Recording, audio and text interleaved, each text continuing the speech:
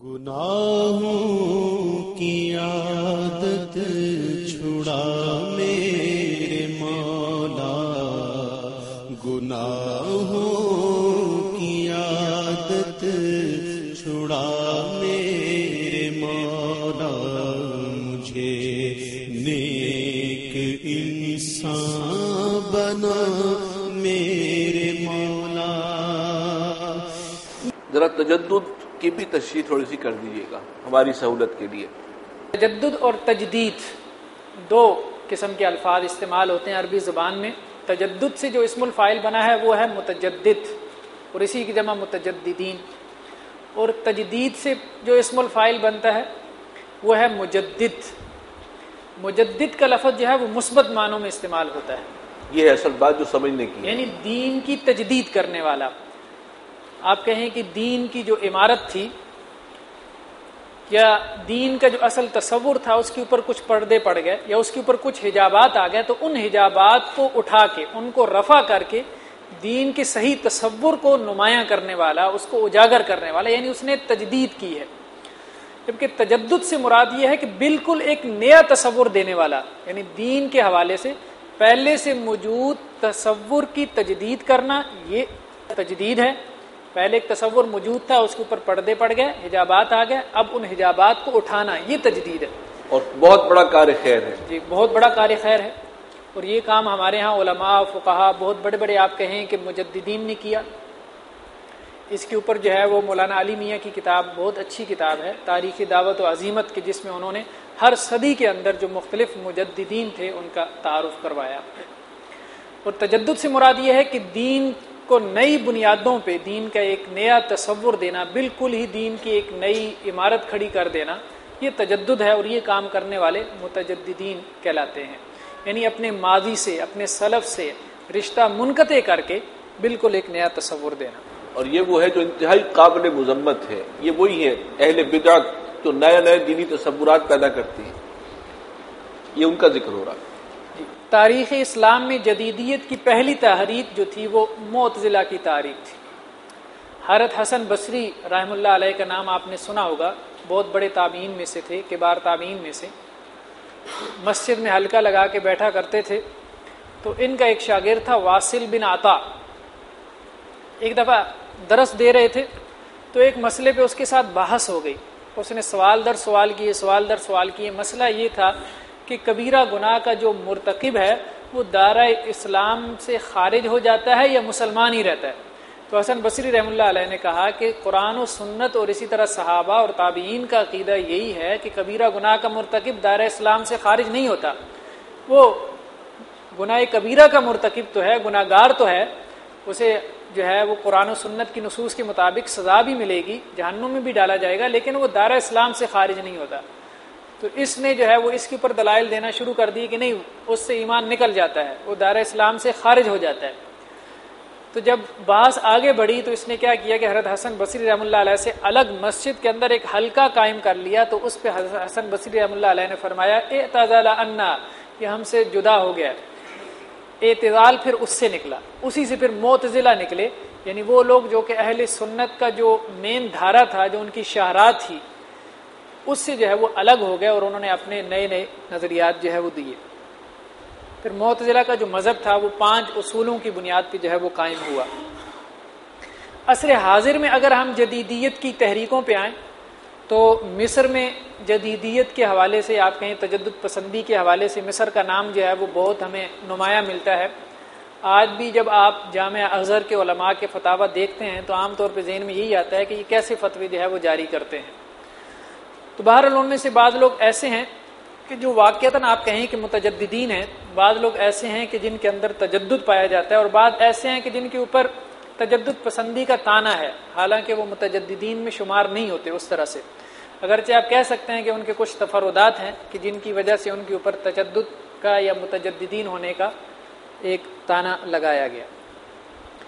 مصلحین امت، کچھ لوگ ایسے تھے کہ جو مصلحین امت کے طور پہ معروف ہوئے، جیسے ہمارے ہاں علامہ اقبال مرحوم تھے، بہت کام کیا انہوں نے اصلاح کے حوالے سے۔ ان کی شاعری جو ہے وہ آپ کہیں کہ ایک الہامی شاعری جو ہے، وہ علماء بھی اس کو ایک الہامی شاعری قرار دیتے ہیں، لیکن اس کے باوجود ان کے افکار میں کچھ چیزیں ایسی تھیں کہ کہ جس کی وجہ سے علماء نے ان پہ نقد کیا اور ان کی گرفت بھی کی. تو اسی طرح کا معاملہ مصر کے اندر بھی بعض اس قسم کے مصلحین جو تھے ان کے ساتھ ہوا، جن میں سے جمال الدین افغانی معروف شخصیت ہیں. ان کے شاگرد تھے مفتی محمد عبدہ، پھر انہی کے شاگرد تھے یہ رشید رضا وغیرہ. تو ان لوگوں کی فکر آپ کہیں، یعنی یہ لوگ علماء تھے، پڑھے لکھے تھے. مفتی محمد عبدہ تو شیخ مصر، شیخ الازہر بھی رہے، یعنی جامعہ ازہر جو یونیورسٹی 1100 سال سے قائم ہے اس کے جو ہے وہ مفتی اعظم بھی رہے. پڑھے لکھے لوگوں میں سے تھے. بعض لوگ ہم میں سے ان کو سر سید کے ساتھ ملا دیتے ہیں، حالانکہ ایسا معاملہ نہیں ہے. سر سید جو ہے ایک طرف سے جاہل اور ان پڑھ آدمی تھے، ان کے مقابلے میں دینی تعلیم کے اندر ان کو اتنا رسوخ حاصل نہیں تھا جتنا کہ ان لوگوں کا تھا. تو بہرحال جمال الدین افغانی، مفتی محمد عبدہ، رشید رضا وغیرہ یہ مصر میں انہوں نے اصلاح کا کام بہت زیادہ کیا، لیکن اس کے باوجود ان کے بعد افکار یا نظریات ایسے تھے کہ جن کی وجہ سے ان کے اوپر نقد ہوئی. لیکن اوورآل ان کے اوپر آپ کہیں کہ متجددین کا یا ان کو سر سید وغیرہ کے طبقے کے ساتھ نہیں ملایا جا سکتا، یعنی ان کا نیگیٹو کام اتنا نہیں ہے جتنا کہ سر سید کا ہے. آپ کہیں کہ ایسی بونگیاں نہیں مارتے جیسا کہ سر سید نے ماری ہیں. نمبر 2 ادباء اور شعراء. کچھ لوگ جو ہے وہ آپ کہیں کہ بہت بڑے شعراء اور عربی زبان و ادب کے ماہرین میں سے شمار ہوتے تھے. تو انہوں نے بھی اس تجدید کی تحریک کے اندر بہت آپ کہیں کہ کام کیا، جیسے طاہر حسین ہے، توفیق الحکیم ہے. ہمارے یہاں بھی آپ اردو ادب جو ہے اس میں اکثر لوگوں کو دیکھ لیں، سعادت حسن منٹو ہے، غالب ہے. کبھی ان لوگوں کو پڑھیں تو آپ کہیں کہ ہر قسم کی وادی میں، جیسے قرآن نے کہا، گھومتے ہی رہتے ہیں، کچھ پتہ نہیں کیا ان کے نظریات ہیں، اللہ ماشاء اللہ. جیسے اکبر اعلی آبادی ہیں یا علامہ اقبال، ایسے لوگ تو بہت کم ہی ہوتے ہیں. تو یہی معاملہ مصر میں بھی ہے. وہاں پہ بھی اکثریت جو ادیبوں کی ہے یا شعراء کی ہے، لغت کے تو ایک اعتبار سے ماہرین ہیں، لیکن انہوں نے اپنے اس شعر یا اپنی اس نثر کے ذریعے بہت منفی جو ہے وہ افکار اور نظریات پھیلائے اور عام کیے، خاص طور پہ انکار حدیث کے حوالے سے یا حدیث کی حیثیت کو چیلنج کرنے کے حوالے سے. ان میں کون نمایاں ہیں؟ طاہر حسین یہ بہت بڑے ادیب ہیں، اور اسی طرح توفیق الحکیم یہ بھی بہت بڑے ادباء میں شمار ہوتا ہے. طاہر حسین کے بارے میں بہرحال یہ چیز مروی ہے کہ آخری عمر میں انہوں نے توبہ کر لی تھی. صحابہ کرام کے بارے میں بھی انہوں نے کافی کچھ لکھا تھا. خیر ان پہ نقد بھی بہت ہوئی، لیکن آخری عمر میں ان کا رجوع بھی ثابت ہے. نقد سے مراد تنقید، کرٹیسزم. پھر انہوں نے صحابہ کرام کی شان میں بھی کچھ لکھا، کچھ اللہ کے رسول صلی اللہ علیہ وسلم کے لیے بھی لکھا. تحریک وسطانیہ یہ ایک تحریک تھی جو کہ الاخوان سے علیحدہ ہوئے تھے، اور اس کے سربراہ جو تھے وہ اب بھی ہیں، بلکہ علامہ یوسف قرضاوی ہیں. تو اس میں علماء جو ہے وہ بہت کم ہیں، یعنی 2-4 علماء. ایک شیخ محمد الغزالی تھے، وہ تو خیر فوت ہو چکے، اور اب جو ہیں وہ علامہ قرضاوی صاحب ہی ہیں جو کہ نمایاں ہیں اور اس کے سربراہ بھی ہیں. تو قرضاوی صاحب نے ایک کام کیا کہ مصر کے اندر جو لوگ معروف تھے، آپ کہیں دانشور طبقہ، جیسے ہمارے ہاں ہے، آپ کہیں کالم نگاروں کے اندر حامد میر صاحب ہیں، اسی طرح آپ کہیں کہ جی کامران صاحب ہیں، کامران ملک صاحب جو میڈیا میں آتے ہیں، جیو میں آتے ہیں، یعنی اس قسم کے جو اس ٹائپ کے لوگ تھے دانشور طبقہ تو مصر کے اندر. تو انہوں نے ان کو اکٹھا کر کے ایک تحریک بنا لی وسطانیہ کے نام سے، یعنی ہم امت وسط، یعنی ہم درمیانے معتدل لوگ ہیں، معتدل فکر کے حاملین ہیں. تو یہ ایک تحریک تھی. بہرحال اس میں اکثر و بیشتر لوگ جو تھے انفرادی طور پہ بھی اپنے فتاوی جاری کرتے تھے، جیسے فامی حویدی ہیں، اسی طرح طارق البشری ہیں. تو ان میں سے کچھ جج حضرات ہیں، کچھ وکلاء ہیں، اسی طرح کچھ اسکالرز ہیں، کچھ آپ کہیں کہ اخباری کالم نگار ہیں. تو اس قسم کے لوگ ہیں، لیکن اکثر و بیشتر جو ہے ان کا کوئی دینی پس منظر نہیں ہے، بیک گراؤنڈ نہیں ہے. تو اس حوالے سے ان کے فتاوی ایسی بھی آ جاتے ہیں کہ جو بلکہ اکثر و بیشتر ایسے آتے ہیں سوائے قرضاوی صاحب کے کہ وہ آپ کہیں کہ اس قابل نہیں ہوتے کہ ان کو عام کیا جائے یا پھیلایا جائے یا اسلام کی بنیادی تعلیمات کے منافی ہوتے ہیں. تو بہرحال یہ لوگ ایسے ہیں جو کہ متجددین میں واقعتاً شمار ہوتے ہیں. اور ویسے بھی شاعر اسلام کے حوالے سے بھی ان کو دیکھیں تو اکثر و بیشتر کی تصویریں آپ کو مل جائیں گی یہ ویکیپیڈیا میں، اور اس طرح کی جتنی بھی ویب سائٹس ہیں ان پہ ان کا تعارف وغیرہ پڑھیں، ان کے نظریات بھی آپ کو مل جائیں گے. داڑھی مونڈ ہیں، پینٹ شرٹ پہنی، ٹائی وغیرہ پہنی. اگر تو یہی صرف مسائل ہوں، لیکن صرف یہی مسائل نہیں ہیں بلکہ ان کے افکار اور نظریات کے بھی بہت مسائل ہیں. علامہ یوسف قرضاوی اور وہبہ الزحیلی ان کے حوالے سے بھی بعض ہمارے ہاں بعض مذہبی حلقوں کا کہنا یہ ہے کہ یہ بھی متجددین میں ہیں، لیکن میرا نہیں خیال کہ ایسا کوئی معاملہ ہے ان کے ساتھ کہ ان کو ہم متجددین کی صف میں کھڑا کریں. اور بعض لوگوں نے تو مولانا تقی عثمانی صاحب کے بارے میں بھی لکھ دیا کہ وہ بھی متجددین میں ہیں. بہرحال یہ بھی یعنی ہمارے ہاں آپ کہیں کہ جس کے ساتھ ہمارا کوئی اختلاف ہوتا ہے یا جس کی رائے ہمیں پسند نہیں ہوتی ہے تو عام طور پہ مذہبی حلقوں میں جن کے اندر تشدد یا تعصب زیادہ پایا جاتا ہے تو یہ دیکھا جاتا ہے کہ فوراً ہی دوسری کے اوپر فتویٰ جڑ دیتے ہیں کہ وہ تو متجددین میں سے ہے. اسی طرح ذاکر نائک کو آپ کہیں کہ بدنام کیا گیا, اسی طرح ڈاکٹر فرحت ہاشمی, اس طرح اور بہت سارے لوگ ہیں کہ اوورآل ان کا کام آپ کو نظر آئے گا کہ وہ مثبت کام ہے.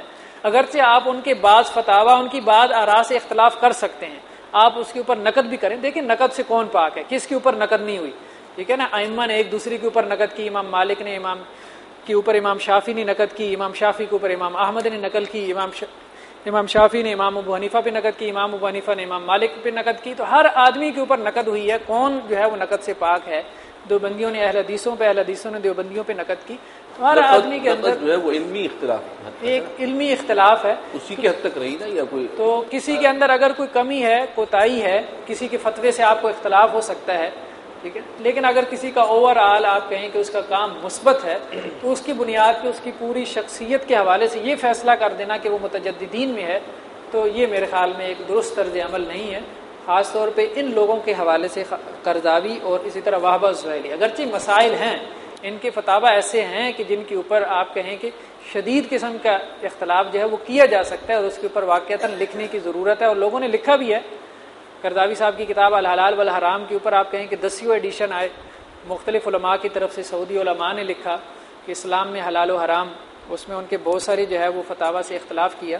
تو اس حد تک یہ بات ٹھیک ہے. ترکی میں جدیدیت کی تحریک, ترکی میں جو لوگ آپ کہیں کہ نمایاں رہے ہیں ان میں سے ایک نامک کمال, اسی طرح ضیاء گوگ الب, اور اسی طرح سب سے نمایاں جو صاحب تھے مصطفیٰ کمال اتا ترک. پہلے یہ ترک فوج کے اندر تھے. جب یہ جنگ عظیم اول کا معاملہ ہوا تو اس میں انہوں نے کافی آپ کہیں کہ بہادری کے کارنامے وغیرہ سر انجام دیے. تو اس بنیاد پہ فوج میں یہ اوپر آ گئے, جیسے آپ کہیں کہ ہمارے ہاں پرویز مشرف صاحب آ گئے تو ایسے ہی ان کا بھی معاملہ تھا. تو اس بنیاد پہ یہ ترکی کے لیے انہوں نے چونکہ فوج کے حوالے سے کافی قربانیاں دی تھیں تو حکومت میں آ گئے اور حکومت کے اوپر جو ہے وہ قابض ہو گئے. تو بہت ہی آپ کہیں کہ بدترین قسم کے افکار اور نظریات تھے, جسے آپ کہیں کہ انتہائی درجے میں دہریہ آدمی تھا. یعنی ان لوگوں نے کہ جنہوں نے اس کے ساتھ زندگی گزاری, اس کے قریبی لوگ تھے, بچپن جن کا اس کے ساتھ گزرا, جس کے ساتھ اس کی جوانی گزری, تو ان لوگوں نے اس کی جو بایوگرافی لکھی یا اس کی زندگی کے حالات لکھے تو انہوں نے عجیب و غریب قسم کے تاثرات بیان کیے. چونکہ ہمارے ہاں اکثر مسلمان حکمران کمال اتا ترک کا حوالہ دیتے ہیں کہ وہ ہمارا آئیڈیل ہے, تو اس کے نظریات کے حوالے سے کچھ چیزیں میں آپ کو پڑھ کے سنانا چاہوں گا, جو کہ مولانا علی میاں رحمہ اللہ علیہ کی یہ کتاب ہے بڑی اچھی اس موضوع سے متعلق, اس میں انہوں نے یہ اس کے کچھ اقوال نقل کیے ہیں. مصطفیٰ کمال اتا ترک کی بات ہو رہی ہے. وہ کالج کی زندگی میں کم آمیز اور حلقہ احباب میں نامقبول تھا. اس کے قریبی دوست بہت کم تھے. وہ جلد اشتعال میں آ جاتا تھا. وہ اپنے درجہ کا ایک مثالی اور بے نفس طالب علم, شوقین اور ذہین تھا. جنس اس کے لیے مقناطیس کی کشش رکھتی تھی. وہ شراب نوشی سے تسکین حاصل کرتا تھا, اس لیے کہ روحانی تسکین کے لیے اس کے اندر نہ خدا کا اعتقاد تھا نہ زندگی بعد موت کا یقین. اس قسم کے اس کے آپ کہیں کہ 20 اقتصابات جو اس کے قریبی دوستوں نے لکھے اس کے حوالے سے وہ انہوں نے نقل کیے ہیں, کہ جس میں وہ یہ کہتا ہے کہ جی خدا کے بارے میں میرا کوئی یقین نہیں ہے, آخرت کی زندگی کچھ بھی نہیں ہے, مسلمانوں نے پتہ نہیں یہ عقیدہ کہاں سے گھڑ لیا, کہاں سے لے لیا. یہاں تک کہ اپنی اکثر تحریکوں میں وہ مکہ لہرا کے آسمان کی طرف دیکھا کرتا تھا.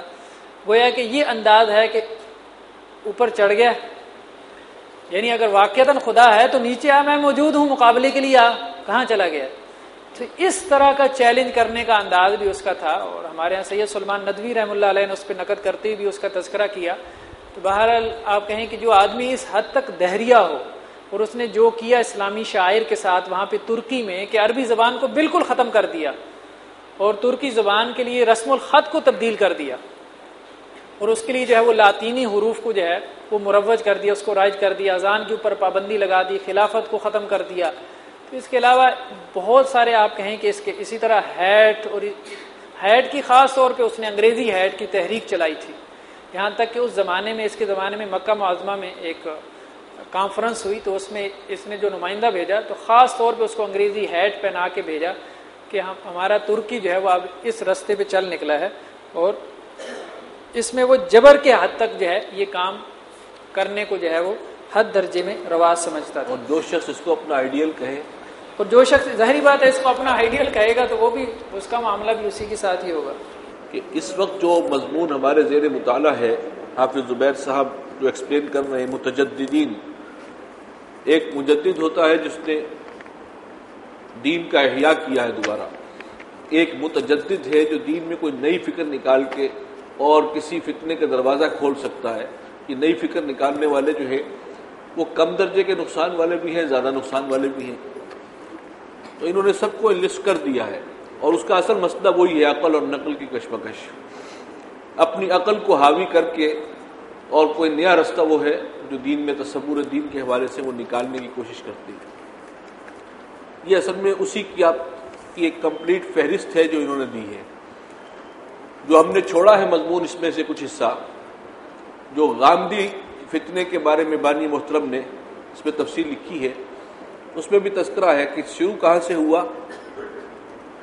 مولانا اصلاحی صاحب نے بھی ایک مسئلے میں امت کے ایک اجماعی موقف سے انحراف کیا تھا، اسی پر پھر بانی محترم کا ان سے اختلاف ہوا اور علیحدگی ہوئی، اور انہوں نے بڑے سخت باتیں بھی پھر ڈاکٹر صاحب کے بارے میں لکھی۔ یہ ایک داستان الگ ہے، لیکن یہ کہ وہاں بھی ایک مسئلے میں عقل کو حاوی کر کے انہوں نے جو بات شروع کی اسی کو آگے لے کے چلا جاوید احمد غامدی، اور ان سے 4 ہاتھ آگے چلا گیا، اور وہ ایک مسئلے میں گئے تھے، وہ بہت سے مسائل میں جو ہے انہوں نے نئی فکر دے دی اور ایک نیا دین پیش کر دیا۔ تو ایک ہی مرض ہے جس کا اظہار ہو رہا ہے، لیکن اس میں بعض وہ ہیں کہ جو بہت بڑے بگاڑ کا سبب بنے، اور بعض وہ ہیں جن کی کچھ آراء جو ہیں وہ ہٹی ہوئی ہیں اور اس سے کوئی بڑا نقصان نہیں ہوا۔ اس کے اندر سارے ہی ایک مس کر رہے ہیں، اور ساتھ ساتھ ہمارے حافظ زبیر صاحب واضح بھی کر رہے ہیں کہ اگرچہ نام تو علامہ یوسف قرضاوی کا بھی یہاں آ گیا، لیکن اپنی جگہ ان کی بہت اچھی خدمات بھی ہیں۔ چند امور کے اندر ان کی رائے ایسی ہے جو دوسرے علماء جو ہیں ایکسیپٹ نہیں کر رہے، لیکن مجموعی طور پر ان کا نام پورے عالم اسلام میں بہت ہی احترام کی نگاہ سے دیکھا جاتا ہے انہیں، اور ان کا بڑا اونچا مقام ہے۔ چند اختلافی آراء ہیں، لیکن ایک بالکل نیا فکر لے کر اور پھر اس سے آگے بڑھ کر اس کے منطقی نتائج پر اصل دین سے دور کرنے والے جو متجددین ہیں، وہ ہیں کہ جو ہمارے لیے زیادہ پریشان کن ہیں، اور ان کی لسٹ بھی اسی کے اندر شامل ہے۔ تیسرا ہمارا جو موضوع ہے وہ ہے بر صغیر پاک و ہند میں جدیدیت کی تحریک۔ کیونکہ ہم اسی ماحول کے اندر رہتے ہیں تو اس چیز کو ذرا تفصیل سے بیان کیا گیا۔ سب سے پہلے سر سید اور ان کے افکار، معجزات، جنات اور فرشتوں وغیرہ کا انکار۔ جنات اور فرشتوں کے حوالے سے تعویل باطل، یعنی جنات سے مراد جیسے انہوں نے کہا کہ جی پہاڑی لوگ ہیں، صحرائی لوگ ہیں، فرشتے جو ہے وہ فورسز آف نیچر ہیں۔ اسی طرح اور مختلف موضوعات کی جو ہے وہ تعویل باطل۔ احرام ایک وحشیانہ لباس ہے۔ معاملات تجارت میں باہمی رضامندی سے سود جائز ہے۔ تورات اور انجیل میں لفظی ایک وحشیانہ لباس ہے۔ وہ یہ کہتے ہیں کہ جی اللہ کے رسول صلی اللہ علیہ وسلم کے زمانے میں چونکہ انسان ابھی تہذیب و تمدن کا ارتقاء ہو رہا تھا، اتنا زیادہ مہذب نہیں ہوا تھا، تو اس دور میں ان سلے کپڑے پہننے کا جو حکم دیا گیا وہ آج کل باقی نہیں ہے۔ آج کل تو جو سوٹڈ بوٹڈ ہو کے آپ کو جانا چاہیے، 3 پیس سوٹ پہن کے آپ کہیں کہ جی بیت اللہ کا طواف کرنا چاہیے، اور یہ چیزیں جو ہیں یہ یعنی دین میں مطلوب نہیں ہے کہ آپ ان سلے کپڑے پہن کے اور 2 چادریں لپیٹ کے دھوتی باندھ کے آپ نکل کھڑے ہوں حج کرنے کے لیے، تو یہ مہذب لوگوں کا طریقہ کار نہیں ہے۔ مہذب تو وہ انگریز تھے نا جن کا لباس سوٹڈ بوٹڈ، اب اس کے تناظر میں احرام جو ہے انہیں نظر آ رہا ہے، تو بالکل معاذ اللہ۔ چلیے آگے۔ معاملاتی تجارت میں باہمی رضامندی سے سود جائز ہے۔ تورات اور انجیل میں لفظی تحریف نہیں ہوئی۔ وہ یہی کہتے تھے کہ جی مانوی تعریف کرتے تھے، جیسے ہمارے ہاں مولوی حضرات جو ہے وہ اپنے معنی نکال لیتے ہیں۔ قرآن میں لفظی تعریف نہیں ہوئی، وہ غلط تفسیریں کرتے ہیں، تو ایسے ہی اہل کتاب نے غلط تفسیریں کی تھی جس کو قرآن نے تحریف کر دیا، کوئی لفظی تحریف کے یہ قائل نہیں تھے۔ ہر شخص مجتہد ہے، وہی صرف انبیاء پر نہیں آتی بلکہ اور لوگوں کے اوپر بھی الہام ہو سکتا ہے۔ حضرت جبریل اور شیطان کا انکار. اب جب یہ مسئلہ پیدا ہوا کہ فرشتوں کا انکار، تو ظاہری بات ہے حضرت جبریل کا بھی انکار کرنا پڑا، اور جنات کا انکار کیا تو ابلیس اور شیطان کا بھی انکار کرنا پڑا. اور جہاں جہاں شیطان کا لفظ قرآن میں آیا تو اس سے مراد اپنا نفس لے لیا. وہ جو نفس انسان کے اندر ہوتا ہے جو اسے برائی پہ آمادہ کرتا ہے، وہی ابلیس ہے، وہی شیطان ہے. نماز کے لیے قبلہ کی سمت کا بھی انکار کیا. اہل کتاب کی گردن مروڑی مرغی، وہ کہتے ہیں کہ چونکہ قرآن نے اہل کتاب کا ذبیحہ حلال قرار دیا ہے تو وہ جیسے بھی ذبح کریں، اس کو گردن مروڑ کے ذبح کریں یا جیسے بھی ذبح کریں، کیا مروج طریقہ کھانے کا اس کے مطابق آپ کھا سکتے ہیں. ایک واقعہ بیان کرتے ہوئے لکھتے ہیں کہ ہم نے انگریزوں کے ہاتھ کا ذبح کیا ہوا یا گردن مروڑی ہوئی مرغی اور کبوتر کھایا. یہ امر اضطراری نہ تھا بلکہ اختیاری تھا. بس ہمارے مسلمان بھائی متعصب اگر اس کو ناجائز سمجھتے ہیں تو ان کو اختیار ہے کہ اس کو نہ کھائیں. ٹھیک ہے، تو بہرحال یعنی عملاً بھی یہ کام وہ کیا کرتے تھے انگریزوں کے ساتھ بیٹھ کے.